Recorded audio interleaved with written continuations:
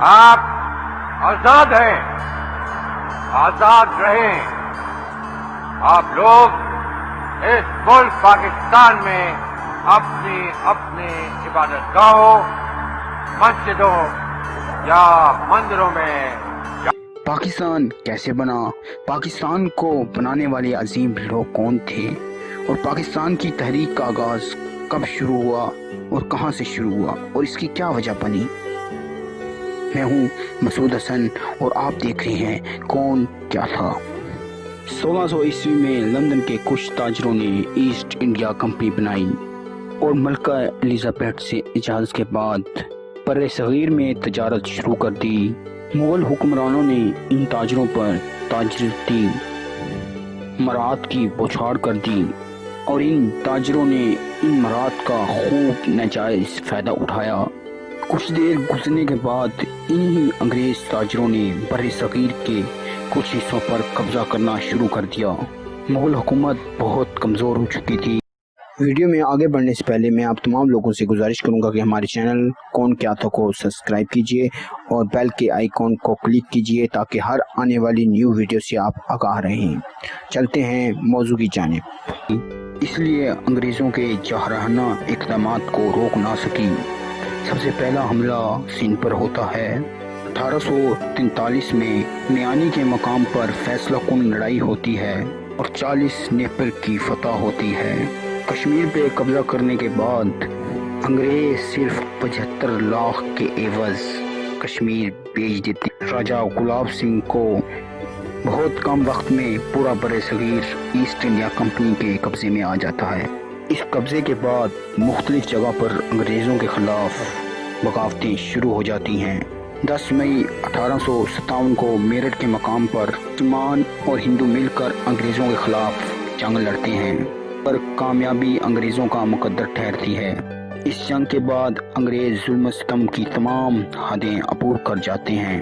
جنگ آزادی میں مسلمان پیش تھے، اس لیے سب سے زیادہ ظلم کا نشانہ بھی مسلمانوں کو بنایا گیا۔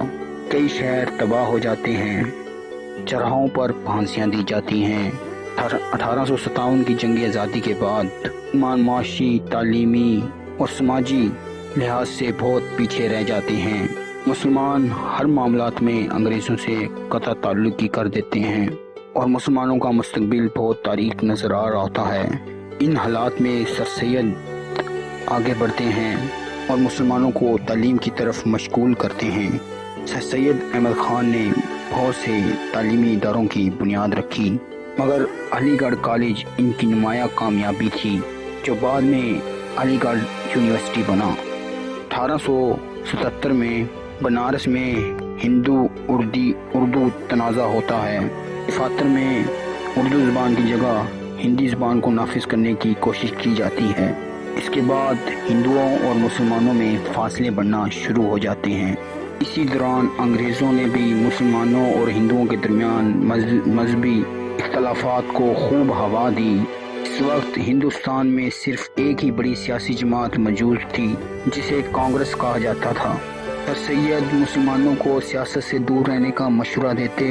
1898 میں سر سید احمد خان وفات پا جاتے ہیں، لیکن اس وقت تک مسلمانوں کے پاس رہنماؤں کی ایک کھیپ تیار ہو چکی تھی۔ گرچہ سر سید احمد خان نے مسلمانوں کو سیاست سے دور رہنے کا مشورہ دیا تھا، مگر اب حالات ایسے بن چکے تھے، مسلمانوں کی سیاسی نمائندگی کی ضرورت محسوس کی جانے لگی۔ 1 اکتوبر 1906 میں مسلمانوں کا ایک گروپ شملہ میں وائسرا لارڈ سے ملا اور جداگانہ انتخابات کا مطالبہ کیا۔ وائسرا نے بہت حوصلہ افزا باتیں کی، جس کے بعد دسمبر 1906 میں مسلمان نے اپنی علیحدہ سیاسی جماعت مسلم لیگ کی بنیاد رکھی۔ سر آغا خان اس کے پہلے صدر بنے۔ وقت گزرنے کے ساتھ ساتھ مذہبی فسادات میں اضافہ ہوتا جا رہا تھا۔ 1913 میں قائد اعظم کانگریس چھوڑ کر مسلم لیگ کا حصہ بن جاتے ہیں۔ قائد اعظم مسلم ہندو اتحاد کے سب سے بڑے علم بردار کے طور پر سامنے آتے ہیں۔ ان کی کوششوں سے 1916 میں لکھنؤ معاہدہ ہوتا ہے، جس میں کانگریس جداگانہ انتخابات کے لیے راضی ہو جاتی ہے۔ اس دوران جنگ عظیم اول بھی چل رہی ہوتی ہے۔ جنگ عظیم اول کے اختتام پر ترکی کو شکست کا سامنا کرنا پڑتا ہے۔ 1919 میں بر صغیر کے مسلمان خلافت اور مقدس مقامات کی حفاظت کے لیے تحریک خلافت شروع کر دیتے ہیں، اور دیکھتے ہی دیکھتے یہ بر صغیر کی سب سے بڑی تحریک بن جاتی ہے۔ گاندھی اس تحریک میں مسلمانوں کا ساتھ دیتے ہیں، مگر بعد میں اچانک اس تحریک سے الگ ہو جاتے ہیں۔ اس تحریک کی وجہ سے مسلمانوں کو شدید نقصانات ہوتے ہیں۔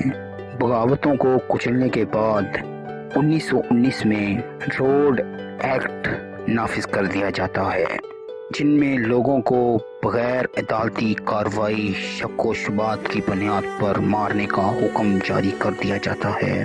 اس ایکٹ کے بعد بغاوتوں میں مزید اضافہ ہو جاتا ہے۔ چنانچہ انگریز اپریل 1919 میں اس شہر میں جلے والا مقام پہ ایک جلسے پر فائرنگ کر دیتا ہے۔ 1200 سے زائد لوگوں کو موت کے گھاٹ اتار دیا جاتا ہے۔ 1920 سے لے کر 1922 تک تحریک عدم اعتماد چلی۔ 1928 میں قائد اعظم نے اپنے 14 نکات پیش کیے، جس میں مسلمانوں کی الگ سیاسی نمائندگی اور مسلمانوں کے حقوق کے تحفظ کی بات کی گئی۔ 1930 میں علامہ محمد اقبال نے مشہور خطبہ اعلی باغ میں مسلمانوں کی الگ ریاست کو تمام مسائل کا حل قرار دیتے ہیں۔ اگلے سال گول میز کانفرنس میں علامہ اقبال پھر مسلمانوں کے لیے ایک الگ ریاست کا مطالبہ کرتے ہیں، مگر کانگریس تقسیم کے کسی بھی فارمولے پر متفق نہیں ہوتی۔ 1933 میں قدری رحمت اللہ ایک پامفلیٹ نو اینڈ نیور میں نئی مسلمان ریاست کا نام پاکستان تجویز کرتے ہیں۔ قائد اعظم مایوس ہو کے لندن چلے جاتے ہیں، پھر علامہ اقبال کی درخواست پر 1934 میں واپس آتے ہیں، اور پھر اپنی ساری زندگی مسلمانوں کے لیے وقف کر دیتے ہیں۔ 1937 میں عام انتخابات منعقد ہوتے ہیں، جس میں کانگریس 707 سیٹیں جیت جاتی ہے، جبکہ مسلم لیگ کے حصے میں 106 سیٹیں آتی ہیں۔ اس الیکشن کے بعد کانگریس حکومت بناتی ہے، مگر مسلمان اپنے حقوق سے محروم رہتے ہیں۔ چنانچہ 1939 میں جب یہ کانگریس جماعتیں وزارتیں ختم ہوتی ہیں تو مسلم لیگ یوم نجات مناتی ہے۔ 1940 میں مسلم لیگ کا اجلاس لاہور میں منعقد ہوتا ہے، اس میں مولوی فضل الحق قرارداد پاکستان پیش کرتے ہیں، جو متفقہ طور پر منظور کر لی جاتی ہے۔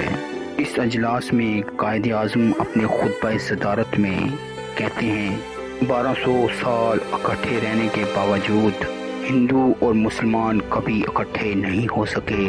ہندو اور مسلمان دو الگ الگ قومیں ہیں۔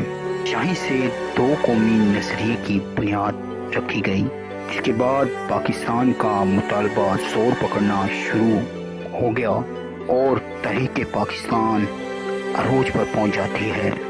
مسلمان الگ وطن کے مطالبے کے لیے تحریکوں کا آغاز کر دیتے ہیں، مگر ہندو اور سکھ تقسیم کی خلاف ورزی کرتے ہیں۔ اسی دوران مذہبی فسادات عروج پر پہنچ جاتے ہیں۔ 1200 سال اکٹھے رہنے والے لوگ ایک دوسرے کے گلے کاٹنے شروع کر دیتے ہیں۔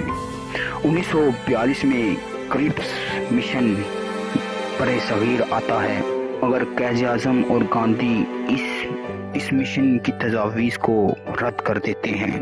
1944 میں ایک معقولیت پسند کانگریس رہنما لال گوپال اچاری مسلمانوں کے الگ وطن کے مطالبے کو تسلیم کر لیتے ہیں۔ گاندھی جی متحدہ ہندوستان کے مطالبے پر اڑ جاتے ہیں اور قائد اعظم الگ وطن کا مطالبہ جاری رکھتے ہیں۔